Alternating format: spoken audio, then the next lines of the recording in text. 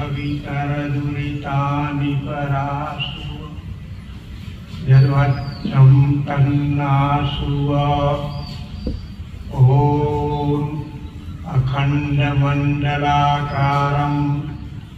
व्याप्तं येन चराचरं तत्पदं दर्शितं येन तस्मै श्रीगुरुवे नमः। ॐ अज्ञानतिमिरान्धस्य ज्ञानाञ्जनशलाकया चक्षुरुन्मीलितं येन तस्मै श्रीगुरुवे नमः। अनेकजन्म सम्प्राप्त कर्मबन्धविदाहिने आत्मज्ञान प्रदानेन तस्मै श्रीगुरवे नमः। ॐ सहना भवतु सहनौ भुनक्तु सह वीर्यं करवावहै तेजस्विनावधीतमस्तु मा विद्विषावहै। ॐ शांति शांति शांति। ओम समादरणीय मातृशक्ति देवियों एवं अध्यात्म प्रेमी सज्जनों, आज गुरु पूर्णिमा का पर्व है। गुरु पूर्णिमा गुरु से संबंधित पर्व है।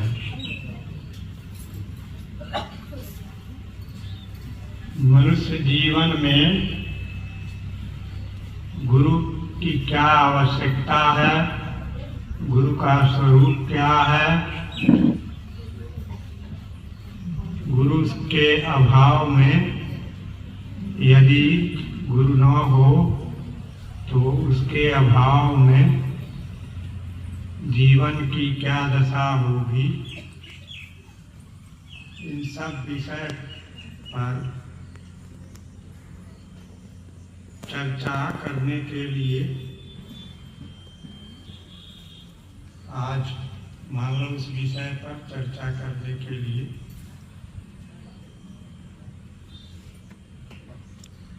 पर्व है। गुरु पूर्णिमा कहा जाता है कि इसी दिन वेदव्यास जी का जन्म हुआ था।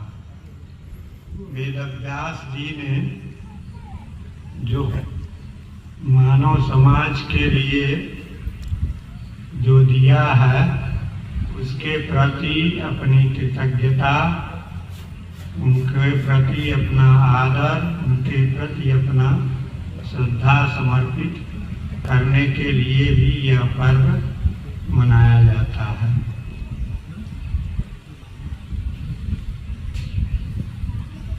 जो कुछ है हमारे लिए हितकर होता है, जिनके द्वारा होता है, उनके प्रति हमें अपनी कृतज्ञता, अपना आदर व्यक्त करना चाहिए।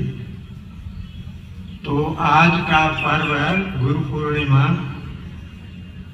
आध्यात्मिक पर्व है।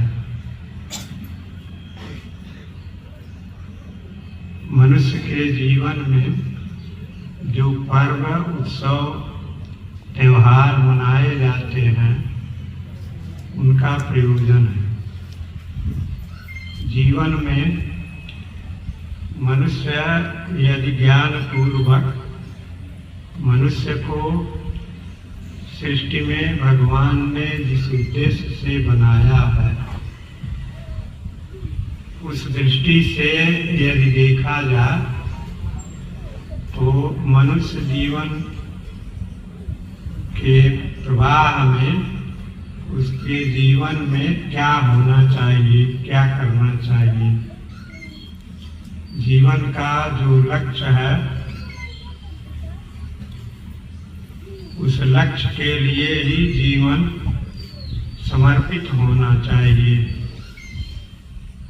जीवन का लक्ष्य क्या है?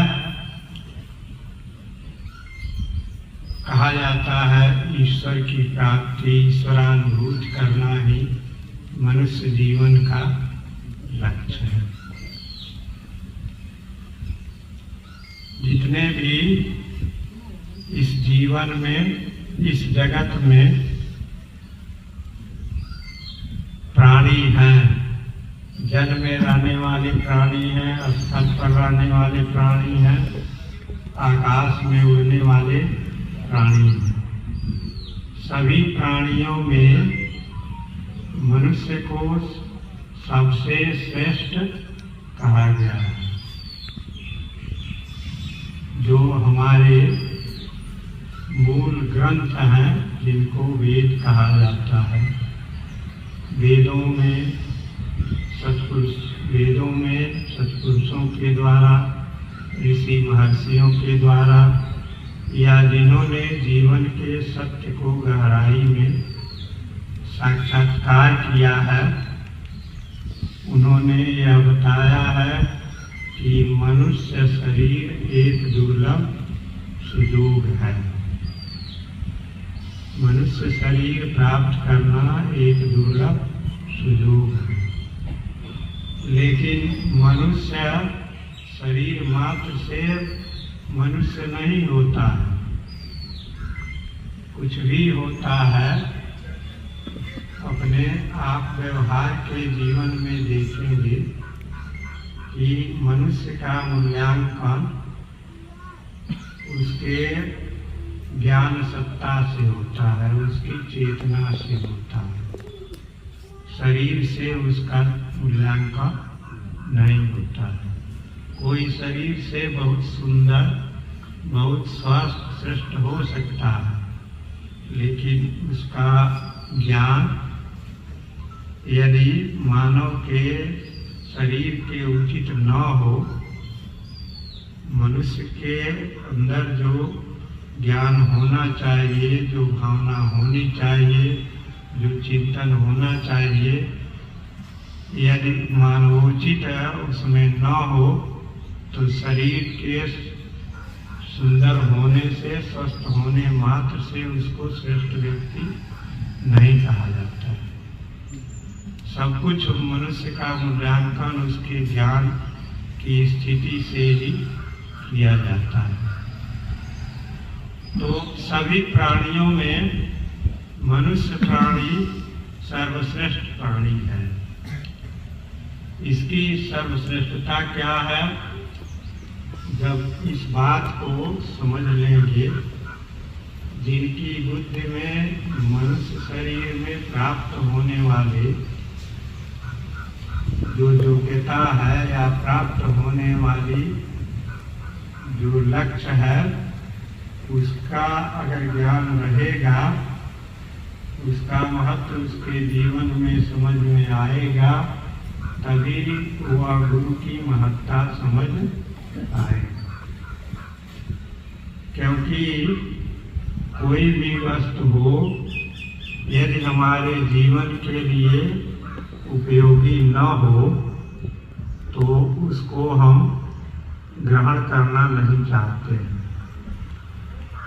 जीवन के लिए उपयोगी यदि है, तो तुच्छ चीज है, उसको हम ग्रहण करेंगे। लेकिन सोना चांदी लोक जीवन में बहुत महत्वपूर्ण है। लेकिन किसी संत के पास जाइए, किसी पूर्ण आत्मविद व्यक्ति के पास जाइए, तो सोना चांदी उसके लिए मिट्टी का ढेला जैसे है, उसके लिए उसका कोई मूल्य नहीं है। लोग कहेंगे कि बहुत मूल्यवान वस्तु है, लेकिन वह कहेगा इसका कोई मूल्य नहीं। तो मनुष्य के जीवन में गुरु की क्या आवश्यकता है,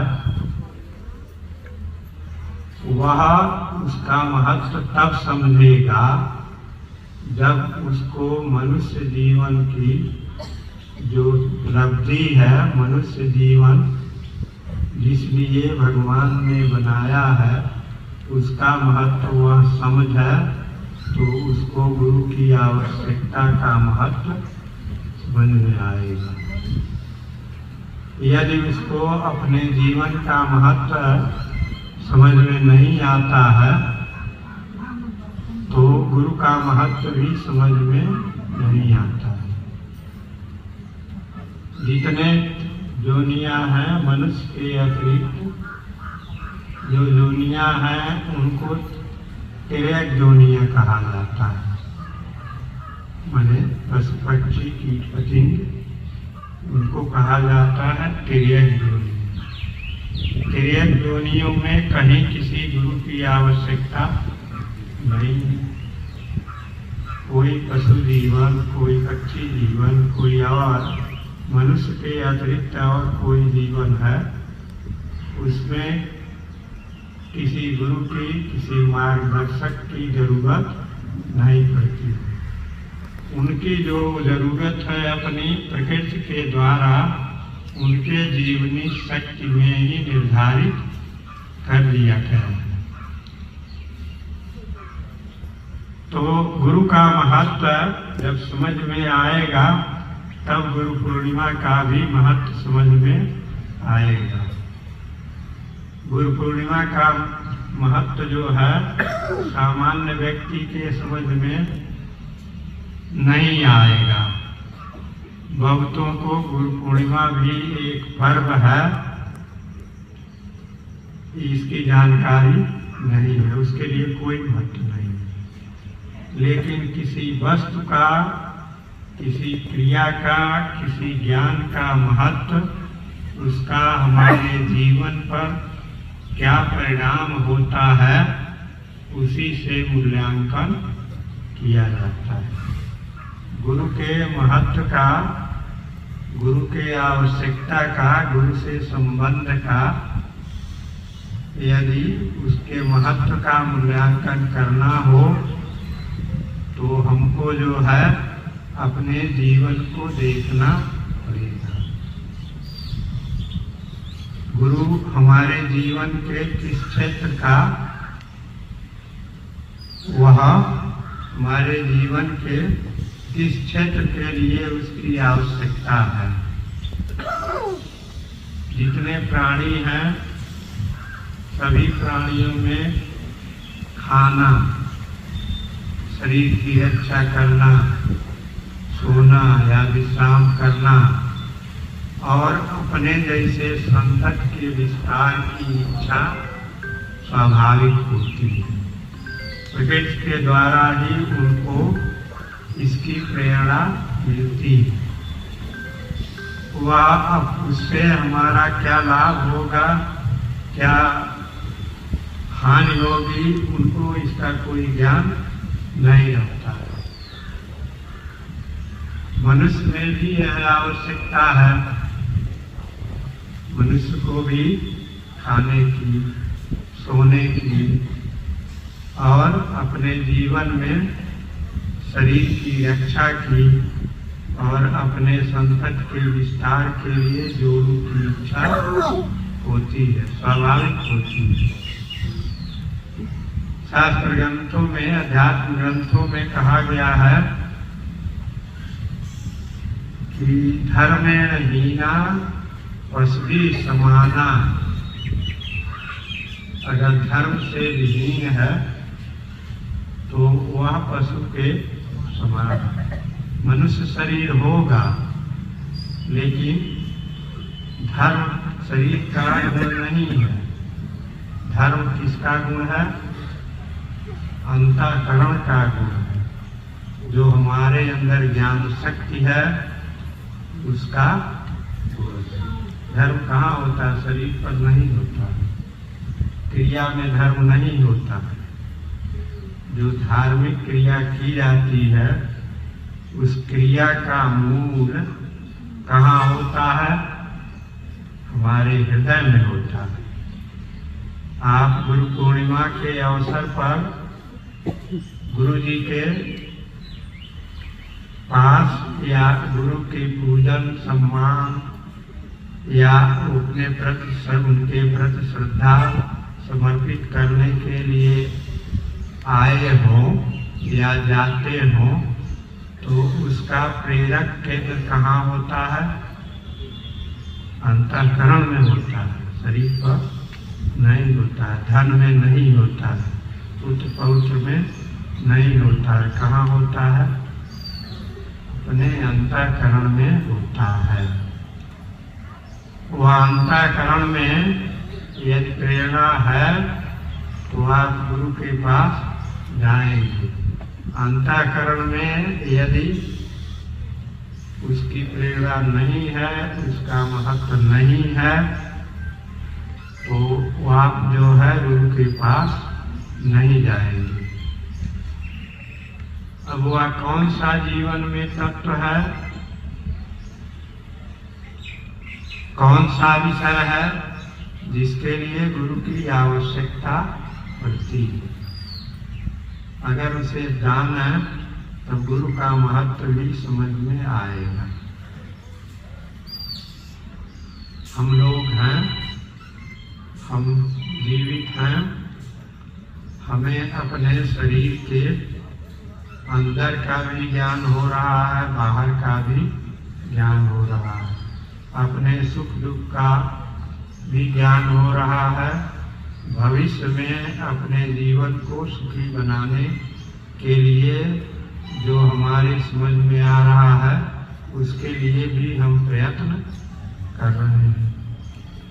लेकिन एक समय आता है कि शरीर पड़ा रहता है, काठ और मिट्टी के ढेले की तरह से शरीर पड़ा रहता है, लेकिन उसमें वह ज्ञान शक्ति नहीं रह जाती।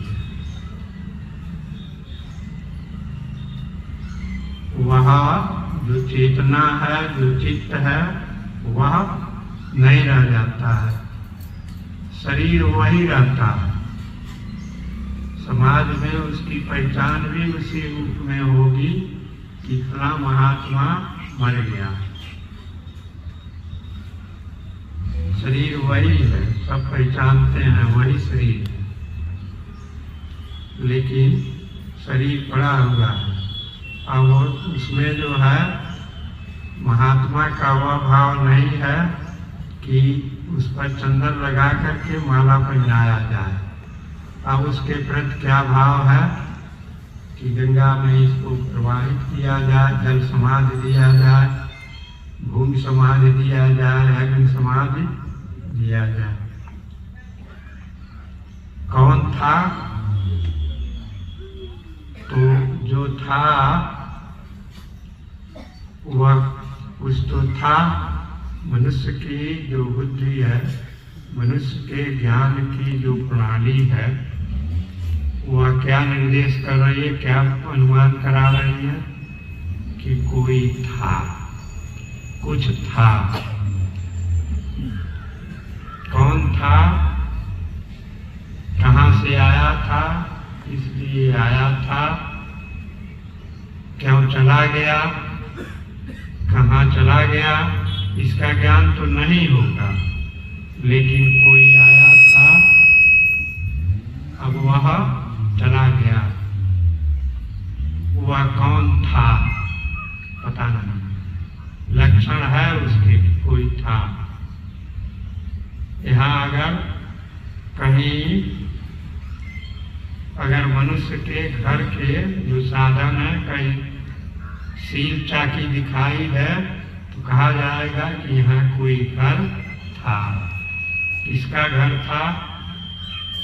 कौन यहाँ रहता था? कौन यहाँ सील पर मसाला पीसता था? कौन चक्की में आटा पीसता था? इसका पता तो नहीं, लेकिन यह तो निश्चित है कि सील चाकी मिलती है, वहाँ कभी मनुष्य था। तो यहाँ भी है, शरीर है, लेकिन वह नहीं है। वह कौन था? कहाँ से आया था, कहाँ चला गया, किस नियम से आया था? अपनी इच्छा से आया भी नहीं था।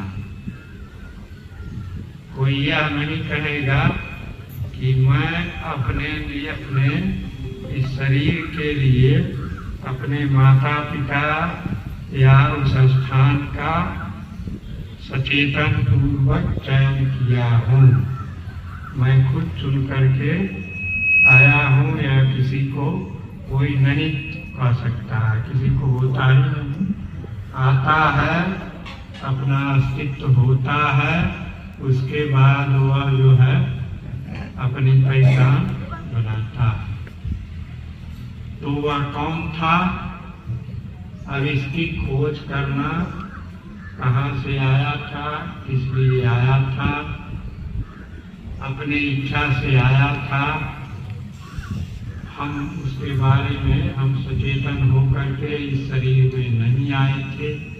सचेतन हो करके जैसे हम कहीं जाते हैं, कहते भैया हम चल रहे हैं प्लान, तो इस तरह से वह शरीर में आया था, या कह करके नहीं आया था मैं इस शरीर में रहूँगा, ये करूँगा, ऐसा भोगूंगा, या सुख भोगूंगा या दुख भोगूंगा, या संतान हो पाऊंगा, या सब करूँगा, या सब वह चयन करके नहीं आया था।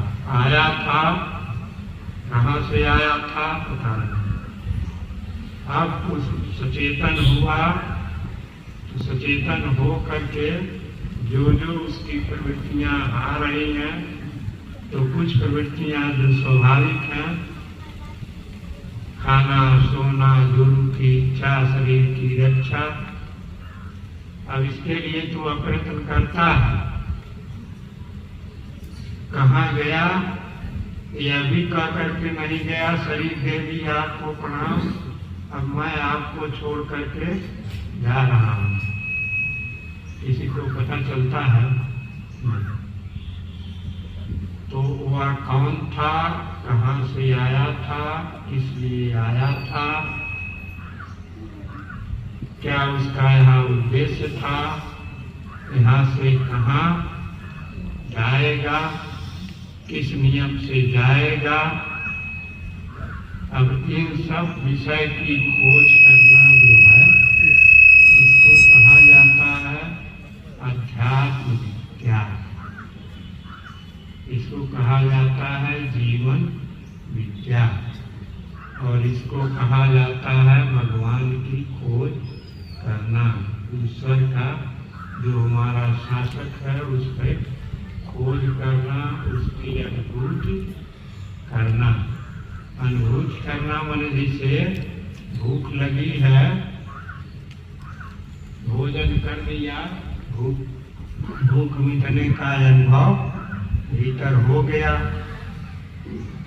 तो वैसे ही आप अपने उस ईश्वर को जो कहाँ से आया था, किस लिए आया था, कहाँ चला गया, उसका अपने अंदर वो उसका स्वरूप क्या है, वह कैसा है, उसके गुण धर्म क्या है, उसका इस शरीर से संबंध क्या है, इन सब बातों की खोज करना, इसी को कहा जाता है अध्यात्म विज्ञान। अब इन दोनों में मिलान किया जाए कि जीवन में किसका अधिक महत्व है। जो इसको छोड़ करके चला गया, वह हमारी सत्ता का आधार है, कि जो यह शरीर है वह हमारी सत्ता का आधार है। दोनों में खोज करेंगे। आज के सूक्ष्म विज्ञान के दृष्टि से अगर खोज करेंगे, अपने अनुभव से खोज करेंगे, अपने जीवन की जो भी प्रवृत्तियां हैं, उन प्रवृत्तियों का आप यदि सूक्ष्म बुद्धि से, अंतर्मुखी बुद्धि से अनुभव करेंगे, तो आप यह देख लेंगे कि वह शरीर से एकदम स्वतंत्र सत्ता थी। शरीर की रचना, शरीर की क्रिया, शरीर के अंग प्रत्यंगों के योग से वह उत्पन्न नहीं हुआ, वह अपने आप में स्वतंत्र था। लोहे को अग्नि में डाल दिया जाए, लोहा अग्निमय हो गया, उसमें ताप आ गया, उसमें प्रकाश करने का गुण आ गया, उसमें अग्नि की लालिमा आ गई, कालिमा उसकी दूर हो गई, अग्नि की लालिमा उसमें आ गई, ताप आ गया, प्रकाश आ गया। वह किसका गुण था? किसका गुण है? लोहे का गुण नहीं।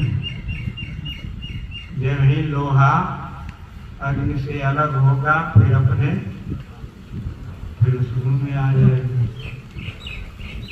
जब ही वह ज्ञान की अग्नि शरीर से बाहर हुई, शरीर अपने जड़ तत्वों में परिणित हो गया, फिर अपने अपने मूल तत्वों में वह जा करके मिल भी गया। हवा में चली गई, पानी में चला गया, अग्नि में चला गया, आकाश में मिल गया।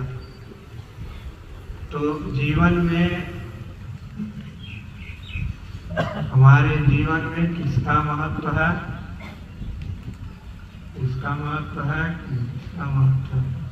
इस जो जड़ सत्ता है इसका महत्व है कि उसका महत्व है? उसका महत्व है, इसका महत्व नहीं। हमारे जीवन में गुरु तत्व कौन है? गुरु माने होता है भारी, गुरु गरियान गरिष्ठ,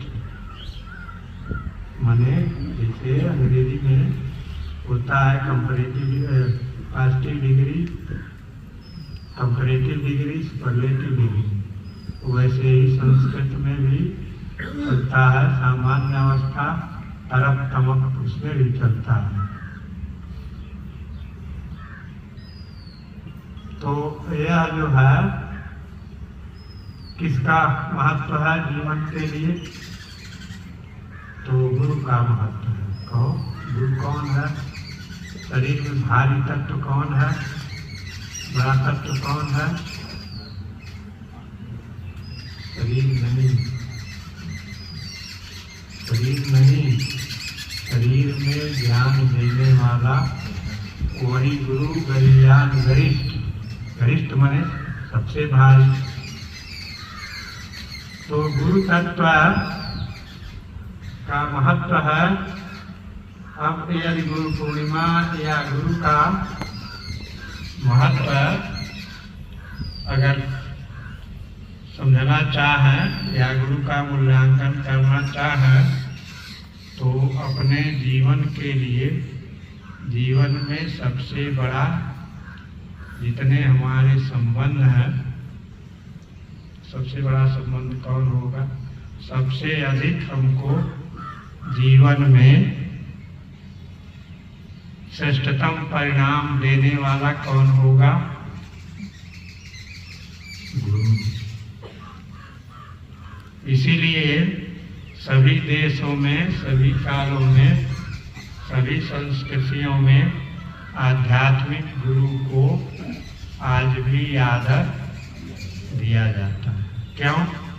कि जीवन का जो गुरु तत्व है वहीं से हमको प्राप्त होता है। तो गुरु पूर्णिमा का पर्व जो है, सभी पर्वों पे वह श्रेष्ठतम स्थान है, लेकिन किसके लिए? जिसकी बुद्धि में अपने आत्मा के जीवन का महत्व हो। जीवन में हर प्राणी क्या चाहता है? सदा सुख पूर्वक हमारा अस्तित्व बना रहे, यही चाहते हैं। संशय हो जाए क्या है? कैंसर हो जाएगा, जी संपात जाएगा तुरंत, क्योंकि कैंसर शरीर को नुकसान पहुंचाएगा। लेकिन यदि आत्मा की पहचान है, सुख चाहते हैं, लेकिन सुख कहाँ है? इस शरीर में खोजने लगते हैं। सदा अस्तित्व बना रहे, कैंसर आएगा, शरीर को नष्ट करेगा, आत्मा को नष्ट करेगा नहीं, आत्मा तक छू भी नहीं पाएगा। डर क्यों जाते हैं? इसलिए कि हम गुरु तत्व में, उस आत्मा में स्थित नहीं, वही बना रहने वाला है। जो हर प्राणी खोजता है, हर प्राणी की प्रवृत्ति है कि सदा सुखपूर्वक हमारा अस्तित्व बना रहे। तो तुम्हारा अस्तित्व शरीर है कि वह है? अपने आप ही दिख रहा है कि उसके बिना शरीर का कोई मूल्य नहीं है। तुम्हारा अस्तित्व तो आत्मा होगा। तो आत्मा सुखी होगा, आत्मा में वह सुख है, सदा बने रहने का गुण उसमें है। शरीर तो उसको मान लो कुछ गुणों को प्रकाशित करता है। लोहा अग्नि में डाल दिया गया तो वह अग्नि का जो गुण अपने में धारण कर सकता है उतना ही न प्रकाशित करेगा। पूर्ण अग्नि को नहीं प्रकाशित कर पाएगा। धरती अग्नि में लोहे का टुकड़ा डाला गया, क्या करें? पूर्ण अग्नि को प्रकाशित करेगा? नहीं, जितना उसकी क्षमता है उतना ही प्रकाशित करेगा। तो हम जब उसे नहीं जानते हैं, जबकि जो हमारे जीवन की मांग है, जो हमारे जीवन की प्रवृत्ति है, वह उसी में है और वही हम हैं। सच्चा हमारे जीवन का अस्तित्व जो है वही हम हैं, हमारा अस्तित्व वही। इसीलिए कहा गया गुरु वंदना में, मैंने जो अंतिम श्लोक पढ़ा, आत्मज्ञान प्रदानेन तस्मै श्री गुरुवे नमः। अनेक जन्म संप्राप्त कर्म बंध विदाहिने, अनेक जन्म संप्राप्त, अनेकों जन्मों से जो कर्म का बंधन प्राप्त था उसको विदाहिने, उसको दग्ध कर देने वाला, कर्म के बंधन को जो दग्ध कर देने वाला है। कैसे दग्ध करता है? आत्मज्ञान प्रदानेन तस्मै श्री गुरुवे नमः। तो जो अपनी आत्मा का महत्व समझेगा उसके लिए गुरु का महत्व समझ में आएगा, उसके लिए गुरु पूर्णिमा का महत्व समझ में आएगा। लेकिन हमारी वह आत्मा जो है, हमारा जो है शरीर दिख रहा है, तो मरे हुए शरीर को भी आप देखे होंगे कहीं। शरीर की जो अस्थि संरचना है, अस्थि संस्थान मान लो, तो संस्थान को अगर देखे होंगे तो अस्थि का यह ढांचा है और इस पर जो है रस रक्त मांस मेद अस्थि मज्जा से उसको जो है लीप पोत करके बराबर कर दिया गया है। तो जो यह ढांचा दिख रहा है वही जो है हम नहीं हैं। इसमें जानने की शक्ति है। 5 ज्ञान इंद्रियां हैं, 5 कर्म इंद्रियां हैं। इंद्रियां माने साधन, हथियार। ज्ञान को, अरे रूप रंग को जानने का जो हथियार है उसको क्या कहते हैं? आँख। शब्द को जानने का जो साधन है उसको क्या कहते हैं? कान।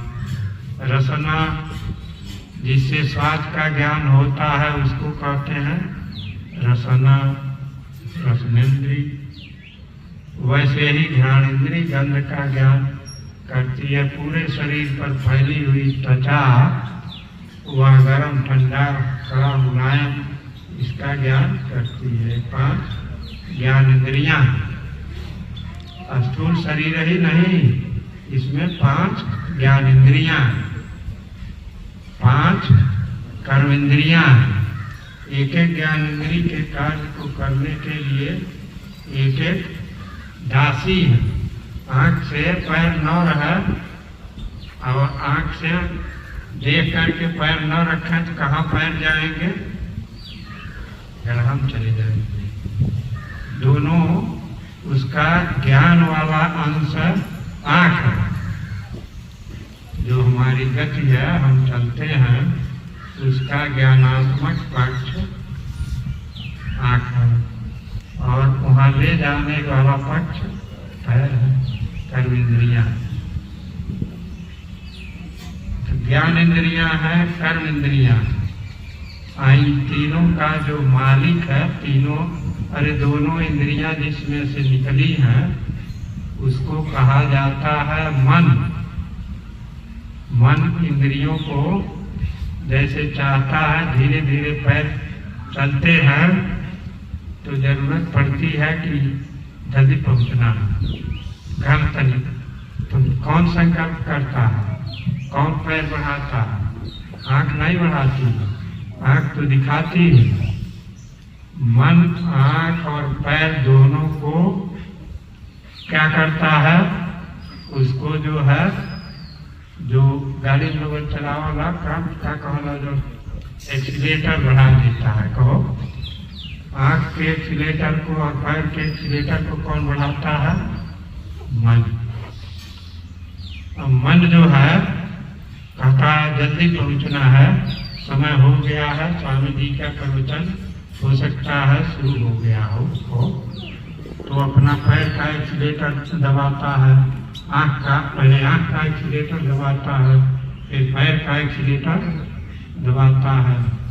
ये सब चलने लगते हैं। तो उसको क्या कहते हैं जो इन दोनों को चला रहा है? मन कहते हैं।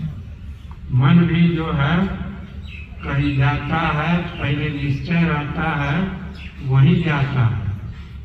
सब लोग आश्रम पर गुरु पूर्णिमा को नहीं आएंगे, सब लोग नहीं आएंगे, सब लोग अस्पताल में नहीं जाएंगे, सब लोग जो है दुकानदार के वहाँ जो माल लेना है सब जगह नहीं जाएंगे। तो पहले ज्ञान से आप निश्चय करते हैं, तब मन एक्सीलेटर दबाता है। तो वह जो ज्ञान ग्रहण करने वाला है वह कौन है? नहीं, इसको कहते हैं बुद्धि। बुद्धि और आत्मा। बुद्धि जो है मन, इंद्रियां और शरीर दोनों को जोड़ने वाली है। बुद्धि अगर आत्मा की ओर गई तो वह बुद्धि आत्ममय हो जाएगी, और बुद्धि मन, शरीर और इंद्रियों की ओर आ गई। बुद्धि दोनों के बीच वह जोड़ है और दोनों ओर चलती है। बुद्धि किधर चलती है? आत्मा की ओर चलती है और संसार की ओर भी चलती है। जो भाष्य में कहा गया है, चित्त नदी नाम भयतो वाहिनी, बहति कल्याणाय बहति पापाय च। जो यह चित्त है, जो यह ज्ञान शक्ति है, वह बुद्धि है, दोनों तरफ चलती है। भयतो वाहिनी, सड़क पर दोनों तरफ चला जाता है। उत्तर भी चलिए, दक्षिण भी चलिए, पूर्व भी चलिए, पश्चिम भी चलिए, इधर चलिए। तो जिनकी बुद्धि आत्मा की ओर जाती है तो उसमें किसका गुण आएगा? आत्मा का गुण आएगा। और जिसकी बुद्धि इस जो है स्केलेटल सिस्टम, जो यह अस्थि संस्थान है, इसकी ओर झुकेगी तो उसके अंदर कौन सा गुण आएगा? शरीर का गुण आएगा। इसके अंदर क्या आएगा? इसमें बैठेंगे तो इसका गुण आएगा नहीं, और इसमें बैठेंगे तो उसका गुण आएगा। दोनों में बैठेंगे, दोनों के लिए मान लीजिए समय रखे हैं। जैसे हम लोग हैं दोनों में बैठते हैं, आत्मा में भी बैठते हैं और थाली में लेकर भोजन भी बैठते हैं, दोनों में बैठते हैं, सब लोग बैठते हैं। लेकिन जो आत्मा में स्थित है वह भोजन को कुछ और भाव से देखेंगे, और शरीर में जो स्थित है वह भोजन को कुछ और भाव से देखेंगे। कौन गीता है? अष्टावक्र गीता। अष्टावक्र गीता में कहा गया है, प्राज्ञस्य मूर्खस्य च काले योगे समत्वमभ्येत तनुर्न बुद्धि। प्राज्ञस्य मूर्खस्य च काले योगे। प्राज्ञ किसको कहते हैं? प्राज्ञ कहते हैं जिसकी बुद्धि वैसे लोक में आप प्राज्ञ का अर्थ कर देंगे बुद्ध, लेकिन यह अर्थ नहीं है। प्राज्ञ का अर्थ है वह बुद्धि जो आत्मा की ओर, जो आत्मा की दिशा में आत्मा से एक रूप हुई है, तो वह विशेष ज्ञानवान है। प्रज्ञा माने विशेष प्रकृष्ट। प्रज्ञस्य मूर्खस्य अमूर्ख की च कार्य जोगे। कार्य के जब किसी कार्य में दोनों जुटल रहा, थाली में लेकर दोनों भोजन बैठे रहे, तो दोनों एक तरह से ही हाथ उठाएंगे, सानेंगे, मुंह में डालेंगे, लेकिन दोनों में भोजन के प्रति, भोजन के पदार्थ के प्रति बुद्धि में भेद होगा। मांसाहारी होगा तो कहेगा मांस नहीं खाएंगे, शक्ति नहीं आएगी, देहियाँ गल जाएगी कि नहीं, दूध घी मिलते रहेगा, इन्हों न खाएगा।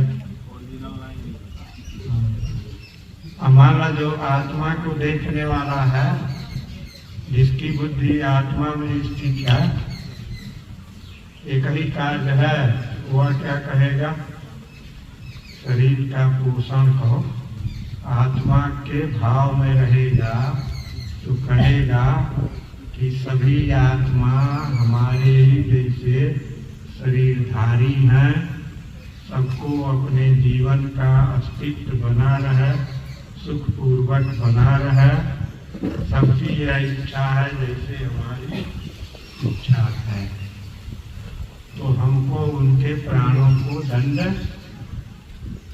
नहीं देना चाहिए। कहो आत्मा में स्थित रहेगा तब, और शरीर में स्थित रहेगा तब क्या कहेगा? दुनिया गल जाती है, प्रोटीन उसमें मिलता है। कहो मांस के रस में कहते हैं विटामिन B12 मिलता है, जो मांस नहीं खाते हैं, हम लोग मांस नहीं खाते हैं, B12 खत्म हो जाता है।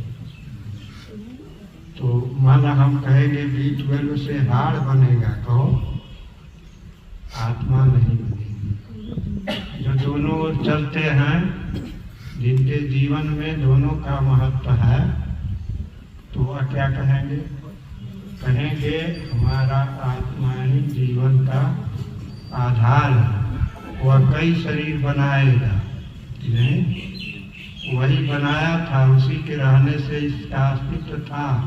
ये खुश रहेगा फिर शरीर बन जाएगा, और यह शरीर अगर खुश रहेगा तो शरीर में बैठेंगे तो शरीर कहाँ जाता है?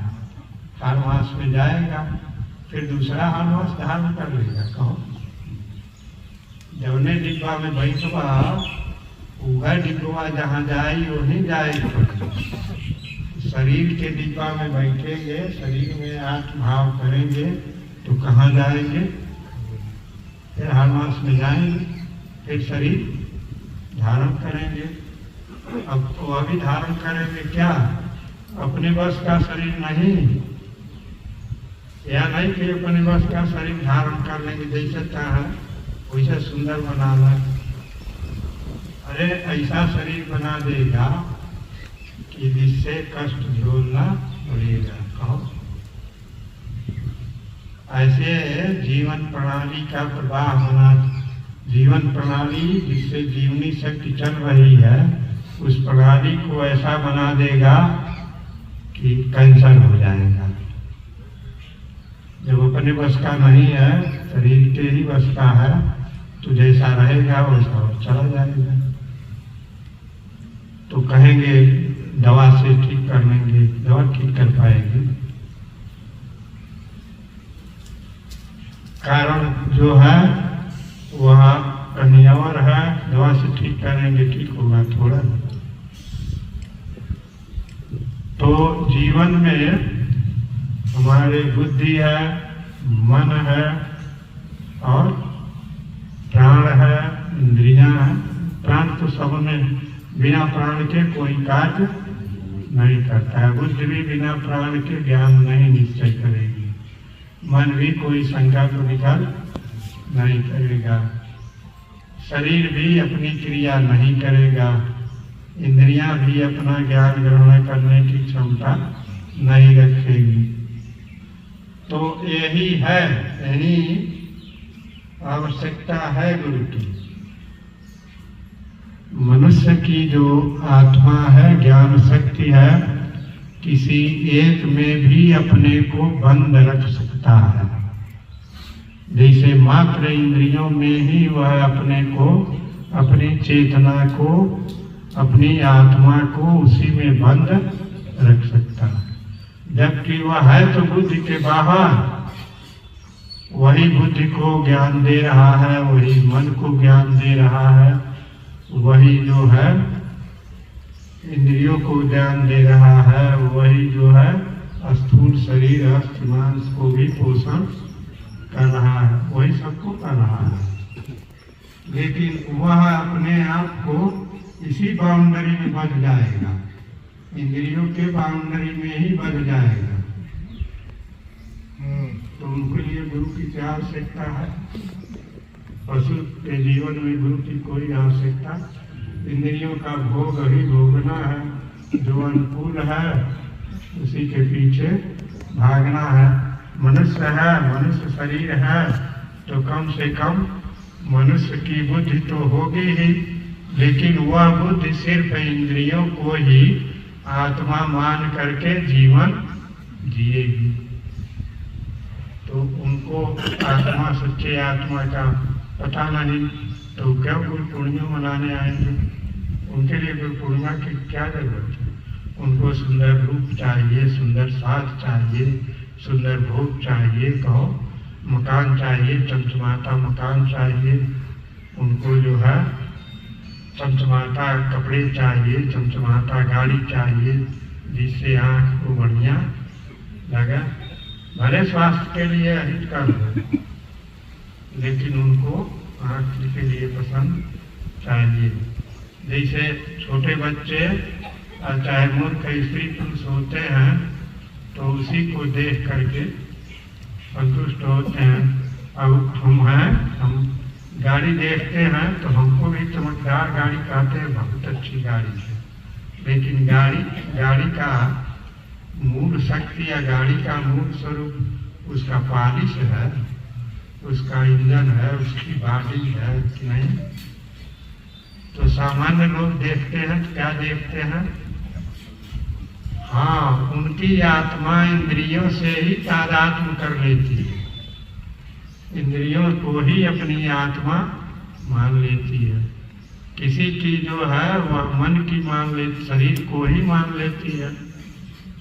तो शरीर को ही यदि अपनी आत्मा मान लिया, जुगाड़ से बांध दो।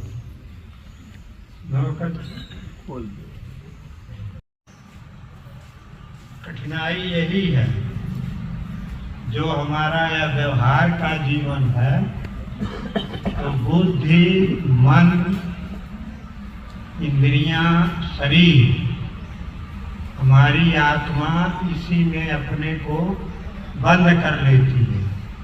सिर्फ इसी में दोनों शरीर, बुद्धि, मन, इंद्रियां और आत्मा दोनों इस तरह से घुल मिल जाती हैं कि दोनों एक हो जाती हैं, अलग अलग ज्ञान नहीं रहता है।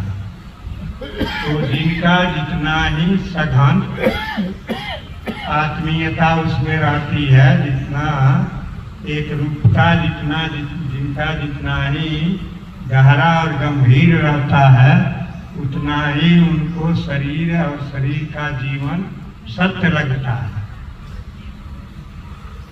अब शरीर किससे बना है? पंचभूत से बना है। तो इसीलिए हमको धन दौलत जो भौतिक पदार्थ हैं वह सत्य लगते हैं, लेकिन जिनकी आत्मिक जीवन भी जागृत है, जो जानते हैं कि यह नहीं यह है, तो सभी लोग जो हैं वह ऋषि तो नहीं हो जाएंगे, एक ही क्षण में आत्मस्थ नहीं हो जाएंगे, एक बार बैठ नहीं जाएंगे आत्मा में। लेकिन जो कभी आत्मा में बैठे हैं 2 घंटा, तो उनके अंदर 2 घंटा बैठने का अभ्यास रहेगा। तो कुछ लोग ऐसे होते हैं कि इधर भी माने संसार के जीवन में भी चलते हैं और अध्यात्म के जीवन में, दोनों में चलते हैं।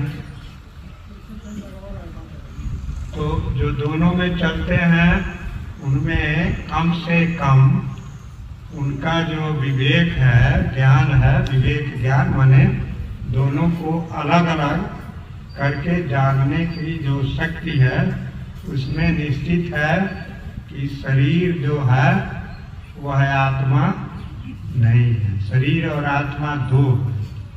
तो वह अपने आत्महित के लिए भी प्रयत्न करते हैं। बड़े बड़े महापुरुष हुए, ऐतिहासिक काल में गौतम बुद्ध भगवान हुए।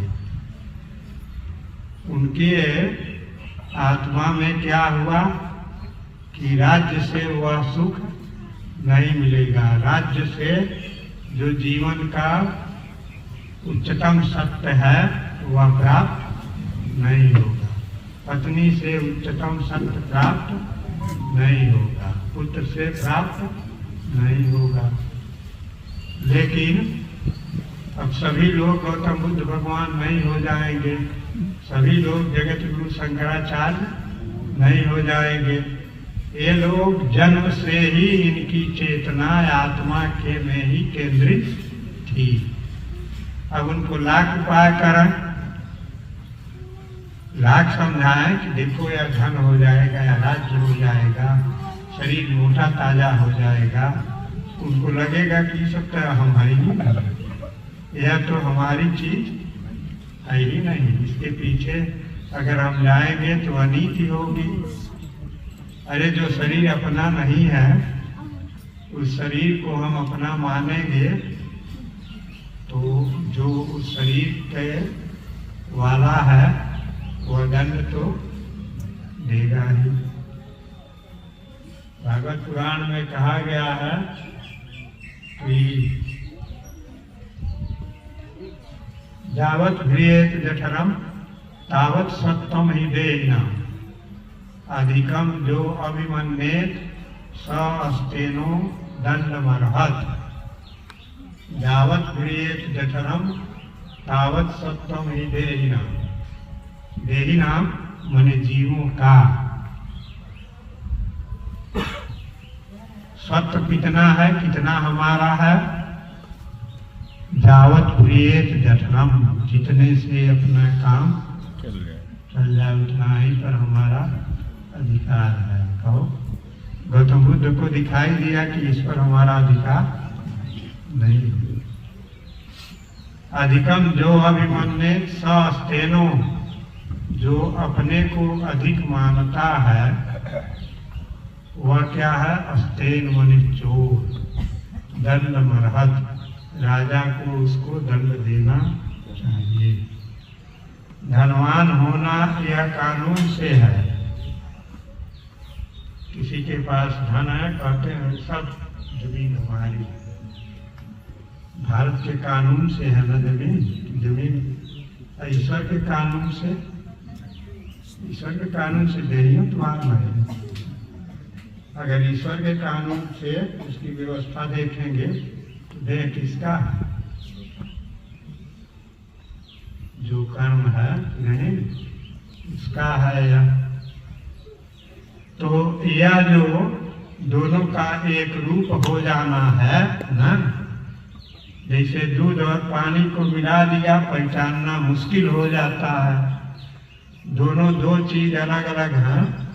तेल है पानी, एक में मिलाया जाए तो साफ लगे, यही सरसों तेल व पानी। और दूधे में पानी मिला दिया जाए, पानी में पानी मिला दिया जाए, दूध अगर पानी ले आओ, गंगा जी के पानी ले आओ, राप्ती जी के पानी ले आओ, दोनों को मिला दो तो पता नहीं चली कौन पानी राप्ती जी का है कौन पानी गंगा जी का है दूधे में। तो वैसे ही जब दोनों मिलकर के एक हो जाते हैं तब जो है लगता है कि हम एक ही हैं। तो अधिकांश लोगों का जीवन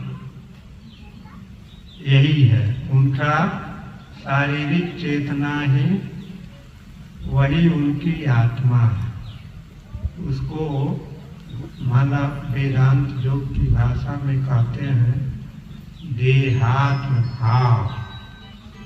देह में आत्म भाव, देह ही हमारी आत्मा है यह भाव। तो जब देहात्म भाव आत्मा हो गई, देह और आत्मा मिलन आत्मा हो गई, तो भारी कौन पड़ेगा? जिधर वह झुका रहेगा। बुद्धि झुकने वाली है। अगर वह आत्मा की ओर झुकी है तो संसार से वह ऊपर उठने के लिए कोशिश करेगा।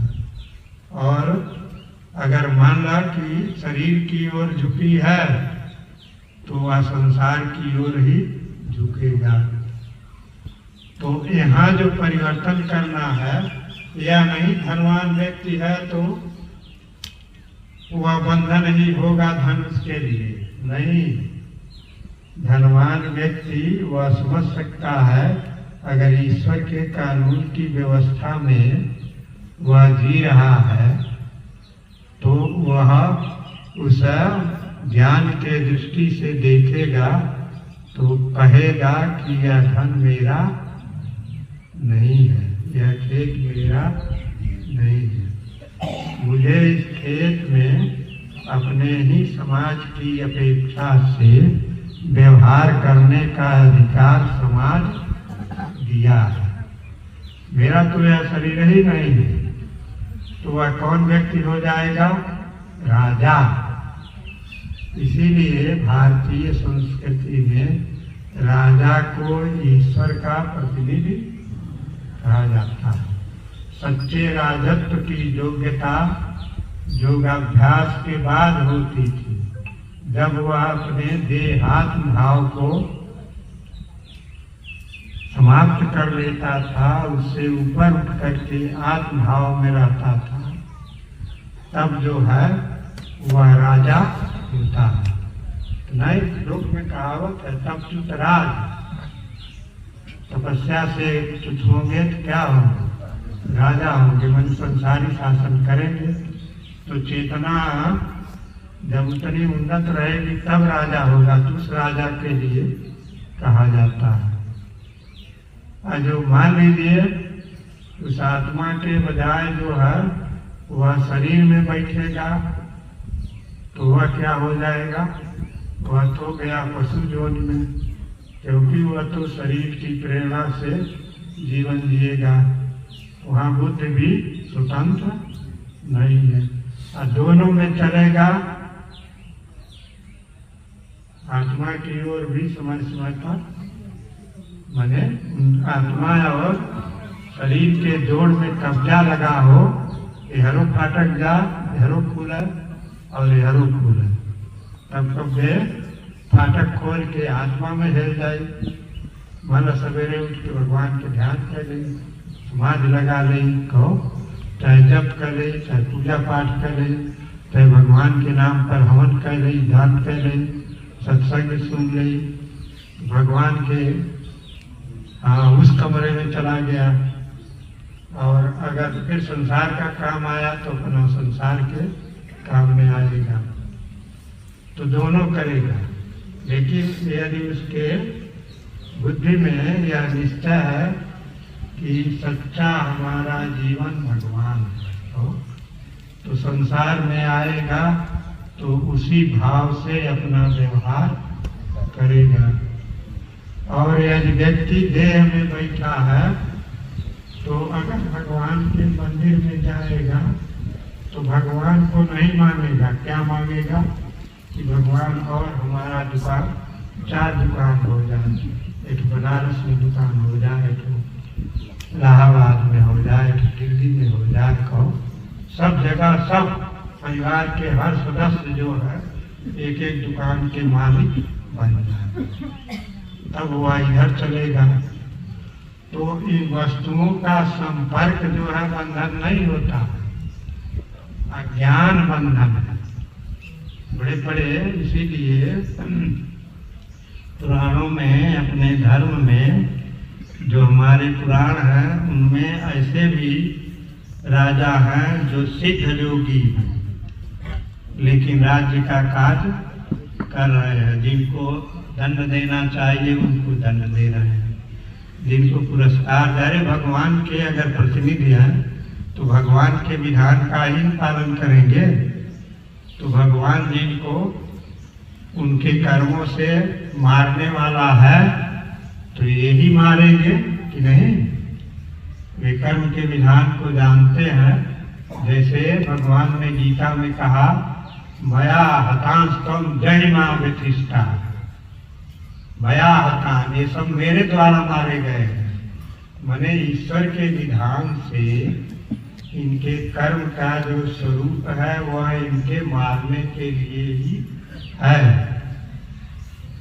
ऋतेपि त्वां न भविष्यन्ति सर्वे जे अवस्थिता प्रत्यनीके सुजोधा। तुम इनको नहीं मारोगे तो इनको समझो ही मरेंगे नहीं। ये तो मारे गए हैं। किससे मारे गए हैं? अपने विधान से मारे गए हैं। तो राजा होते थे लेकिन अपनी देह को अपना नहीं समझते थे। कोई धनवान हो सकता है, आज में स्थित हो करके दुनिया भले कहती है, कानून के कागज में भले लिखा है कि इनका धन है, इनका खेत है, लेकिन अपने मन से वह समझता है कि यह मेरा नहीं, समाज का है। तो उसको न छोड़ने में कोई कष्ट है और न पाने में कोई खुशहाली है। देह बुद्धि रहेगी तो उसमें पाएगा तो खुश होगा। भगवान बहुत खुश हुए हैं। हम तो इस लायक नहीं थे लेकिन हमको भगवान ने ऐसा दे दिया। कहो सब आपकी कृपा है। कहो भगवान कहीं गाड़ी आपकी है, कहने गाड़ी कहाँ, गाड़ी आपकी है। कहो धरवा में लगे छुटपुटाए, कहते गाड़ी को खा रहता है, कहीं 32 लाख ठगाई जाए। बाबा हम उनके अनार उनार ले ले, गाड़ियाँ ले लेते। बताओ बाबा कुछ है हमारे जीवन से बाबा कुछ, अरे बहुत ज्यादा। तो गुरु पूर्णिमा का महत्व व्यक्ति के ज्ञान के स्थिति पर निर्भर करता है। वह कितना अपने जीवन के सच्चे स्वरूप की ओर झुका हुआ है। मनुष्य जीवन है तो दोनों की ओर चलता है। मनुष्य शरीर नहीं, मनुष्यता। उसको सुख भी होता है, उसको दुख भी होता है, और सुख दुख से ऊपर उठने की भी उसकी इच्छा बनती। तो यही जो है हमारे जीवन में गुरु की आवश्यकता है। वैसे जो हमको कुछ सिखाते हैं, छोटी छोटी चीजें भी सिखाते हैं, उनको भी गुरु हम कहते हैं। लेकिन आध्यात्मिक गुरु में सब गुरु आ जाते हैं। आध्यात्मिक गुरु वह आपको व्यापार भी सिखा सकता है, आपको युद्ध करना भी सिखा सकता है, आपकी विद्या भी पढ़ा सकता है, आपको भोजन बनाना भी सिखा सकता है। तो इसलिए उसको कहते हैं सद्गुरु। माने किसी प्रकार का हमारे यह नहीं है कि संसार की आवश्यकता नहीं है। संसारी जीवन के सुखपूर्वक निर्वाह के लिए हमको संसारी गुरु की आवश्यकता है। उनका भी आदर है, जो हमको भाषा सिखाता है, जो हमको शब्द सिखाता है, जो हमको जीविका कमाने की कोई कला सिखाता है, जो हमारे स्वास्थ्य के लिए हमको सिखाता है, सब गुरु का महत्व है। लेकिन मान लो भाषा सिखाने वाला आध्यात्मिक गुरु नहीं भी हो सकता है। आत्मा ही सब ज्ञान का प्रकाशक है, तो आत्मा में स्थित व्यक्ति राजा भी बन सकता है, लड़ाई भी लड़ सकता है। अर्जुन लड़ाई लड़े और कहा गया कि वह जो योगी अपनी समाज में आत्म साक्षात्कार करता है वही परिणाम अर्जुन को भी मिला। तो यह जो आध्यात्मिक गुरु है, मान लो आध्यात्मिक गुरु अलग होता है और गुरु जो है, जो संसार के गुरु हैं, यह भी जो है आवश्यक है। उनके बिना जो हमारे अध्यात्म की साधना है वह नहीं हो सकती है। तो दोनों गुरु चाहिए। उपनिषदों में विद्या का वर्णन किया गया, द्वे विद्ये वेदितव्ये परा चैवा पराच। दो विद्याओं का ज्ञान होना चाहिए, परा विद्या और अपरा विद्या। तो अपरा विद्या जो है संसार की विद्या है और परा विद्या जो है वह आत्मा के विद्या है। परा विद्या क्या है? पराजया तदक्षर मधिगम्यते। परा विद्या वह है जिससे अक्षर का अधिगम होता है। ज्ञान नहीं, अधिगम, उसको अंदर धारण किया जाता है।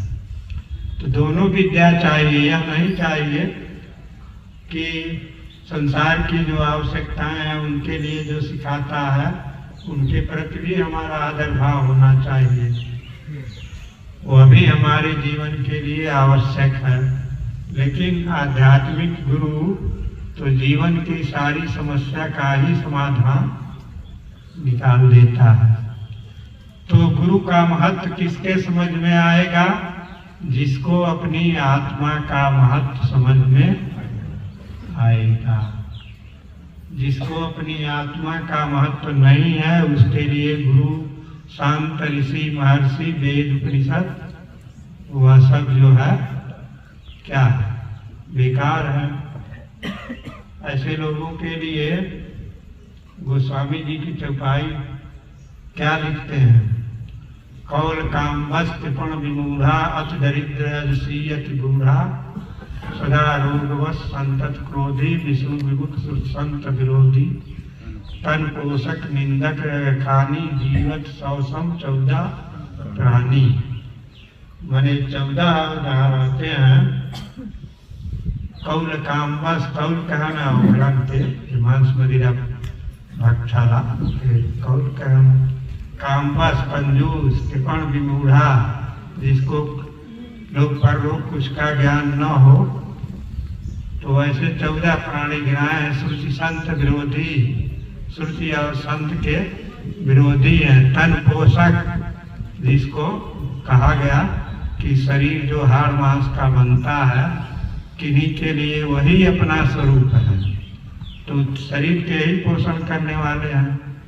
निंदक खानी, ये जी रहे हैं लेकिन आत्मा में नहीं जी रहे हैं, तो यह कौन है? जीवत सौसम 14 प्राणी। 14 प्राणी जीवित हैं लेकिन मुर्दा। मनुष्य जीवन में, मनुष्य जीवन की चेतना वह चेतना है जिसमें सारे प्राणियों की चेतना समाहित है, इसी में बटोर करके रखी गई है। किसी को विकसित कर लो, पाशविक प्रवृत्ति विकसित कर लो, हत्या चोरी बलात्कार यह सब करो, और अपने को संयम पूर्वक दोनों लोग का सुख भोगो, धर्म का जीवन जियो। जतो अभ्युदय निश्रेय सिद्धि सधर्म। धर्म क्या है?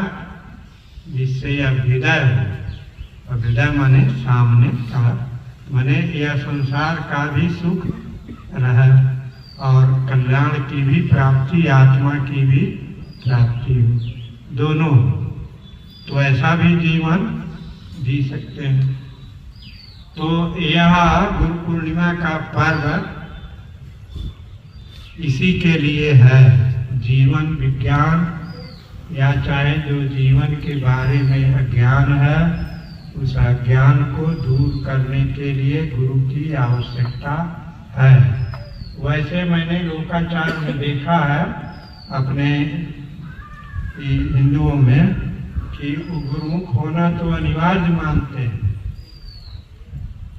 किन्हीं के वहाँ तो अगर गुरुमुख नहीं हुए हैं, बूढ़े हुए हैं, तो लोग कहीं गुरुमुख नहीं हुए हैं, इनको गुरुमुख करा दिया जाए। तो मरने के बाद भी गुरुमुख कराया जाता है। और कुछ लोग जो है कन्यादान देने की लगती थी लाइसेंस के लिए, मल्ल विवाह कराने वाले को वही कहते हैं कि गुरुमुख भाई बेटा नहीं, तब कन्यादान नहीं दे सकते। पहले गुरुमुख होला तो वही तुरंत गुरुमुख हो जाएगा और उनको लाइसेंस मिल गया। और फिर जो है तो गुरु का महत्व तो समझ में आता है। लोकाचार में हम देखते हैं गंवार लोग भी कहते हैं कि गुरुमुख नहीं भाई बाटी, गुरुमुख हो जा तब मैं जो कुछ भला बुरा कर। जब गुरुमुख नहीं रहे कुछ दंड मिलेगा नहीं। तो दोनों को जो है गुरु की आवश्यकता तो है, लेकिन गुरु से जो जीवन में ज्ञान प्रकाश आना चाहिए उसकी आवश्यकता नहीं है। बहुत से लोग गुरुमुख होते हैं, सब के सब गुरुमुख होंगे। जिनके मन कन्यादान के लिए गुरुमुख होते हैं, कन्या नहीं है तो गुरुमुखी की कोई आवश्यकता कहीं तो और काम बिना गुरु खाइए हो जाएगा। कहो खाना पीना के लिए। तो मनुष्य का जीवन वह है जिसमें वह इस लोक परलोक, मनुष्य से मनुष्यता आएगी, मनुष्य के बाद देवत्व आएगा, देवत्व के बाद पविश्वरत्व आएगा। तो यह जीवन के जो सत्य है, कुछ है विषय तो ऐसे हैं जो हमारे इंद्रियों से देखने में आते हैं।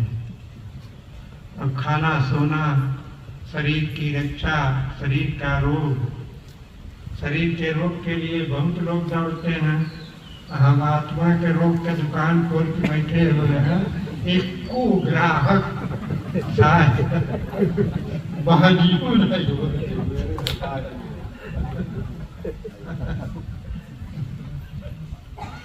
शरीर के रोगी तो आ जाते हैं, लेकिन जीव के रोगी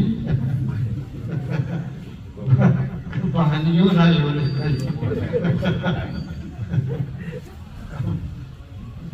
सेठ लोग कहना दुकान बंद नहीं करना चाहिए, कहो बढ़ाना चाहिए ना कि दुकान बढ़ा नहीं है, बढ़ाना अपने बंद करना।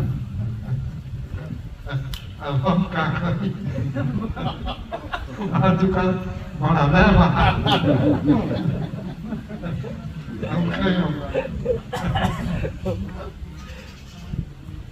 तो मनुष्य जीवन में पशु जीवन में क्या फर्क है? मनुष्य में वह बुद्धि है, ज्ञान की क्षमता है। वह क्या है? मनुष्य को अपने स्वरूप का, अपने व्यक्तित्व का, अपने पहचान का ज्ञान होता है।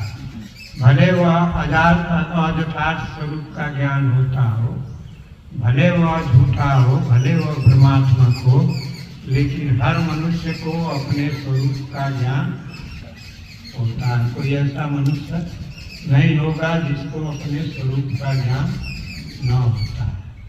मनुष्य के बुद्धि में वह क्षमता है कि अपने इस स्वरूप की, जो यह सच्चा स्वरूप नहीं है, जो मिथ्या है, झूठा है, नकली है, इसके नकलीपने को भी जान है, और जो हमारा असली स्वरूप है इसको भी जान।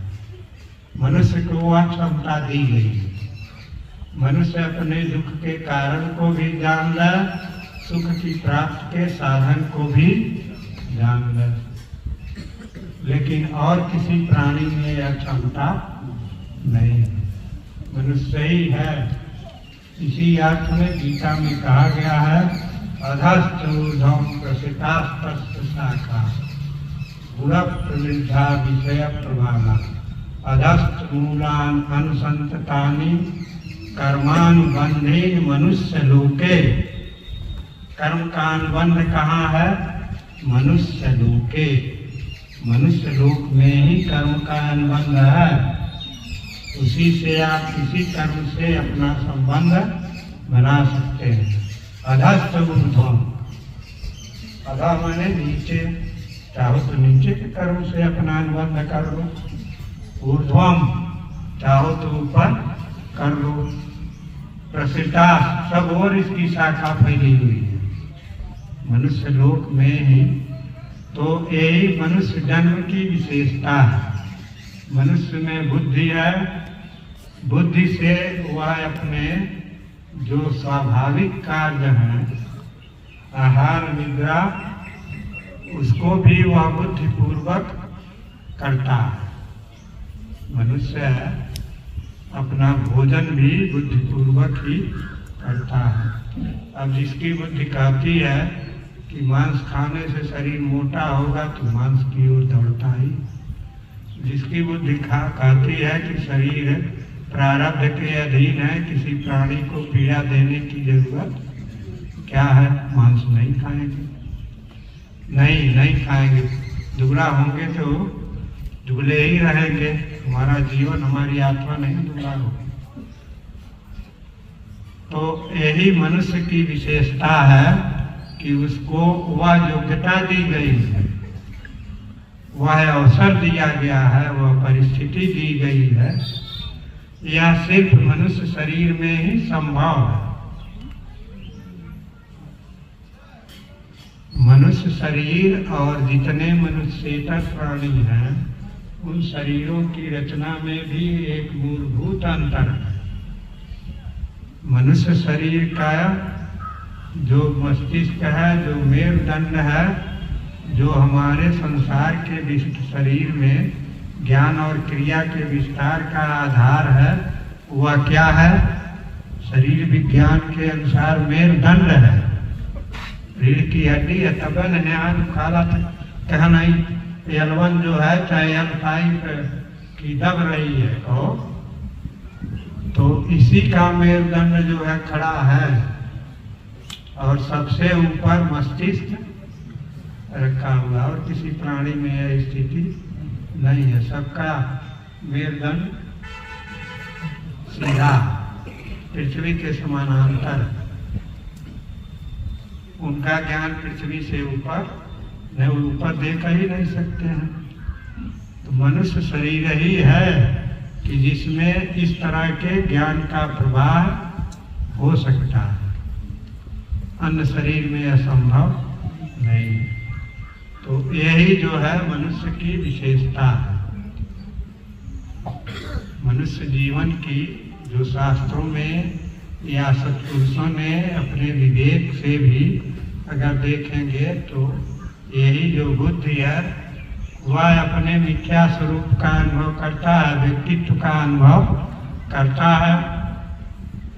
अब वह अपना अनुभव कैसे करता है? पहले शरीर से ही एक रूप हो जाता है तो अपने आप में आत्मा, लेकिन सबसे पहले वह किसमें समा जाता है? शरीर से। सबसे पहले वह शरीर से एक रूप हो जाता है। अब शरीर उसका अपना जो है स्वरूप बन गया। तो अगर शरीर ही स्वरूप है तो कहेंगे काला त्वचा जो है ठीक नहीं है और लोग पसंद नहीं करते हैं, तो गोरा बनाने के लिए कोशिश करेंगे, क्योंकि काला स्वरूप जो है वह अच्छा नहीं है, तो विवाह नहीं होगा, लोग भड़केंगे। अब माला और उनको लगा कि काला हीन है तो गोरा बनने की इच्छा होगी। नाक फैलोर है पूरा, तो कहेंगे नहीं, नाक जो है यो होना चाहिए, मैंने नुकीला होना चाहिए, फैलोर नहीं होना चाहिए। कहेंगे चलो ब्यूटी पार्लर में उसको कहेंगे ठीक कर देंगे, तो दवा ववा करके ठीक कर देंगे, क्योंकि उनको लगता है कि यह हीन स्थिति है। तो अपने शरीर की, अपने धन की, संसारी जीवन की हीनता का तो अनुभव होता है, लेकिन अपने सच्चे स्वरूप की हीनता का ज्ञान, यह ज्ञान नहीं होता है कि हम शरीर, इंद्रियां, मन, बुद्धि नहीं है, इनके घेरे में बंध गए हैं। यह शरीर हमारा सच्चा स्वरूप नहीं है। हमारा सच्चा स्वरूप तो शरीर के परे है, वह नित्य है, निरपेक्ष है, वह अजर है, अविनाशी है, वह अपने आप में सुख स्वरूप है, प्रेम स्वरूप है, सब में वही रम रहा है, वही हम में भी है, वही सब में भी है। यह हमारा सच्चा स्वरूप है। तो यह नहीं सोचते हैं कि इस देह में बंद है, यह अपना असली स्वरूप नहीं है, असली स्वरूप वह है। तो यह किसी को हीनता नहीं लगती है, किसी को हीनता लगती है, किसी को हीनता नहीं लगती है। अपनी चेतना की जो सीमितता है, अल्पज्ञता है, पराधीनता है, बंधन है, यह उनको दिखाई नहीं देता है, इसलिए इस संसार से ऊपर उठने की इच्छा नहीं करते हैं। तो मनुष्य जीवन को जो यह बुद्धि या ज्ञान दिया गया है, वह इसीलिए दिया गया है।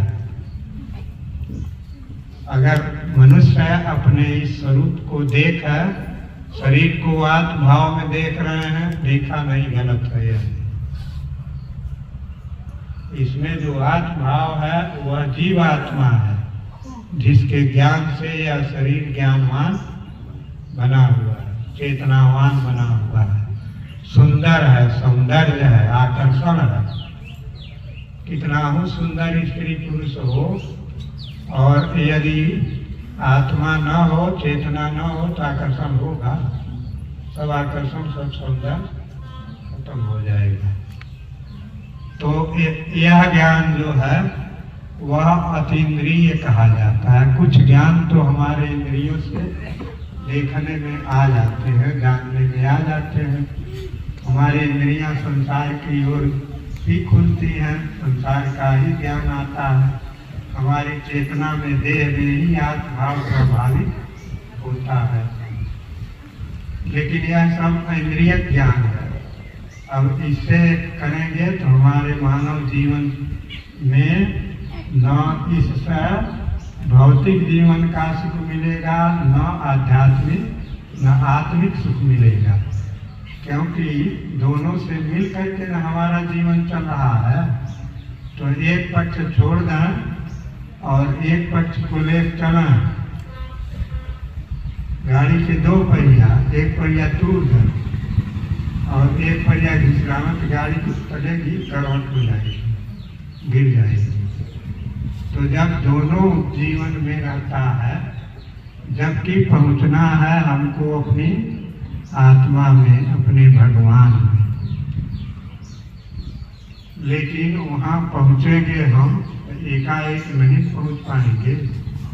तो मनुष्य जीवन में ही यह संभव, देव जीवन में भी यह संभव नहीं है, देव जोन में भी यह संभव नहीं है, और निरय जोन एक होती है जिसमें वह विवश हो करके दुख भोगना ही है, उसमें परिवर्तन की क्षमता नहीं है।